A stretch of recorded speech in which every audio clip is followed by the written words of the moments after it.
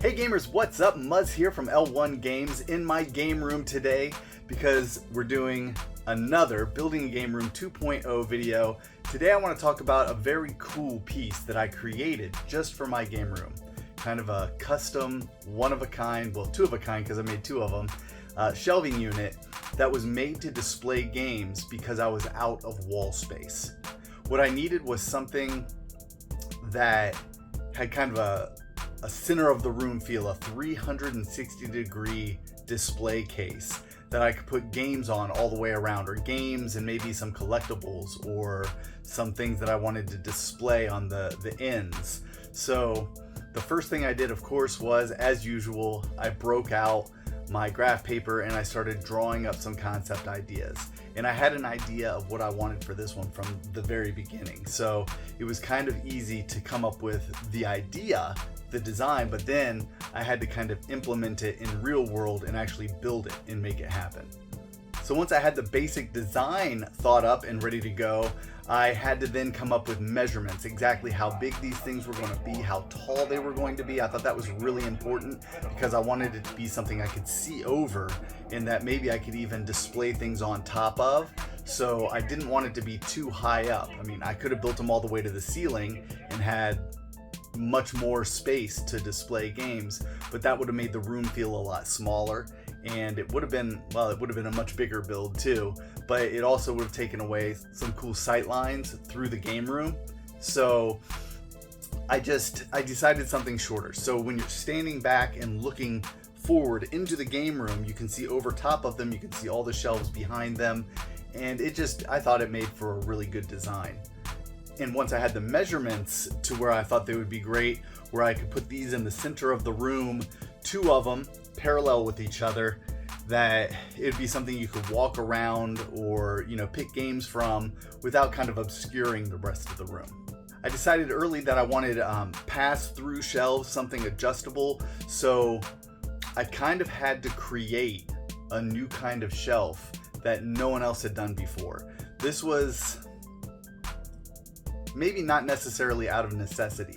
I could have built a shelving unit with a solid divider in the middle and adjustable shelves on the side, but I came up with this really cool idea where I could make a single shelf that adjusted and worked on both sides, and that would limit what I could put on each side. Whatever I put on the opposite side would have to be the same size as the other side, but that didn't matter to me as much as having this design the way I wanted it. So I came up with this idea to use pilaster strips down each side and rest the shelf on those. The problem with that would have been that over time the weight of the games would have made it bow or sag in the middle, much like I was worried about with these shelves. I was worried that a lot of heavy games on them over time would make them sag and maybe even touch the games below if there wasn't a big enough space. So what I came up with was this idea for kind of a support beam.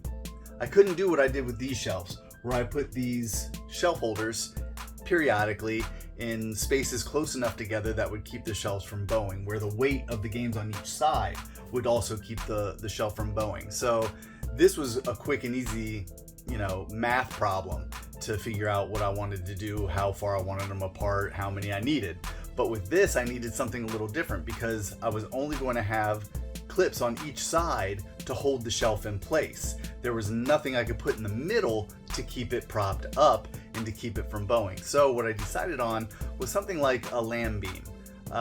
In your house, you might have a beam that runs across the ceiling perpendicular to the joist. That's what keeps your upstairs from sagging, and it's a structural beam that just runs across and holds and supports the weight. So I thought, what if I did that with these shelves? But instead of running it across the bottom of the shelf to keep it from bowing, I would glue it, nail it, screw it, whatever I was going to do, and then flip it over. So not only is it a structural beam that keeps the shelf from bowing, but it's also a cool divider that keeps stuff from one side of the shelf from pushing stuff off the other side of the shelf or vice versa. So this idea I thought was really cool, it had merit, and I tried it out.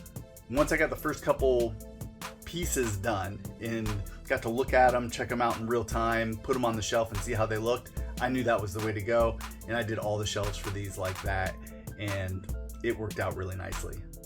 I also used the pilaster strips on the end caps of these shelf units. Where I had a space available, I made it something that I could use to display either a single game standing up, or in some cases I put some old G1 Transformers on them or whatever. Anything you want to display that fits in the shelf is perfect. But I also ran pilaster strips down those so I could do adjustable shelves inside the nooks on each side, and I could customize to whatever I wanted to display. And I thought that would be really fun and cool too. I wanted my game room to be efficient and show off all my individual game titles, but at the same time you also want to have some fun stuff out that people look at and go, oh wow, that's cool, you have Metroplex, or oh wow, that's cool, you have a chess set on top of it, or whatever. And that's another thing I did.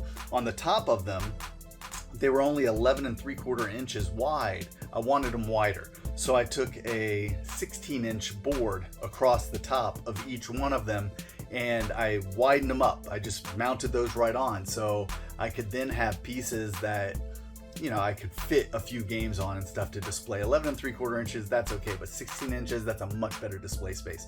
So I ended up doing that as well. And I finished it off with a nice quarter round all the way around. So it really looks a little luxurious, right? And it's definitely an attractive piece. Like when you look at these shelves, you look at them, you go, oh wow, yeah, those are nice. In fact, I've had a couple people come into the game room, not many people have seen this, and the 360-degree display shelves are the first thing they notice, and it's always a wow factor. So I really think it's one of the finest points of my game room, and I'm really proud of what I came up with.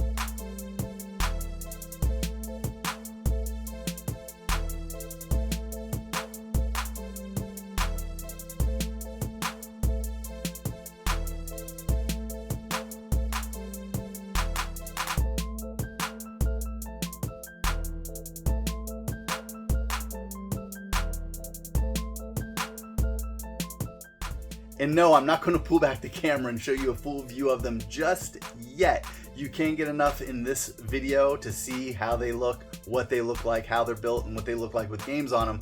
But I'm waiting to pull back the camera for the full reveal. I got a couple little things left to do in the game room, and I just want to show off these shelves. And the next step, I'm going to show maybe how I set up my entertainment center, my gaming area, the chairs I bought.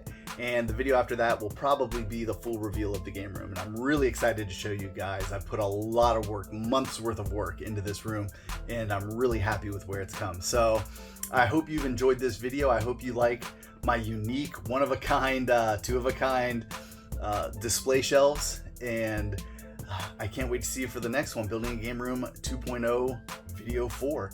And that's it. I did do an update recently on L1 Games. You can check that out. If you haven't already, do follow me and hit that bell so you'll get updates for future videos.